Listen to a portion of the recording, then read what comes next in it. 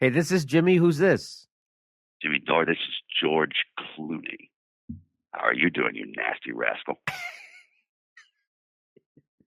Wow, George Clooney called into our little show. I'm always flattered.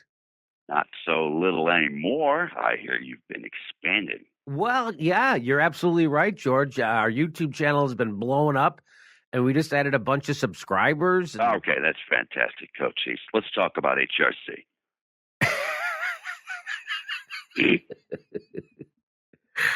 Oh, okay. Yeah. Hillary Clinton. Yeah. She won big in New York, I guess. God bless the Empire State. Yeah, as in committed to American imperialism. Whoa, hey there, Bernie, bro. I tell you what, if I hear the word neoliberalism again, I'm going to toss my cookies. What? All this Bernie bro stuff, it's just not classy, not gentlemanly or refined. These Bernie bros, they don't drink scotch. They don't sit on leather things like you and me. What does that have to do with anything? Look, I'm as democratic as the next cat, but I like my Democratic Party elegant, GQ, playfully oversexed. What? These Bernie bros aren't pulling down the trim they want to, so that's why they're so misogynist. Who's misogynist? Bernie supporters. What? Have you heard the way they don't support Hillary Clinton and support the man who's running against her? Yeah, That's so textbook misogyny. what? No, they're not supporting Bernie Sanders because he's not a woman.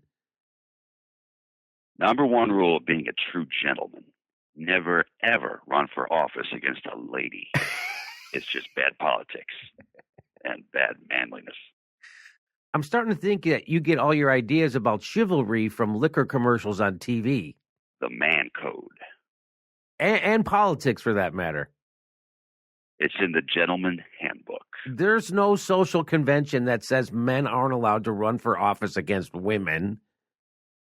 Section 3.1, paragraph 4A. You Hillary supporters are just using the idea of misogyny to create a smokescreen around Hillary's record and tactics. Just follow the classiness, Jimmy, and the gentlemanliness. Where will it take you? HRC supporters. Hillary fundraiser that I co-hosted. Yeah, and how much was the average plate cost at that event? $353,000. Wow. George, that is pretty steep. Politics is a high buy-in game, Jimmy. A little rich for some people's blood, no doubt. Maybe we'll see you there next year. I'm not feeling bad because I can't afford that, George. I'm saying it's garbage that is how our democracy works. Oh, come on, Jimmy. A lot of that money's going to down-ticket Democratic candidates. A rising tide raises all boats. Or yachts, I'd like to say. Yeah, George, first of all, there's reports that at least half of that money is being funneled back to Hillary. There was a story in Counterspin. Anyway, and even if it does, the idea that more money is what's needed to get money, money for politicians is what we need to get money out of politics just doesn't seem right.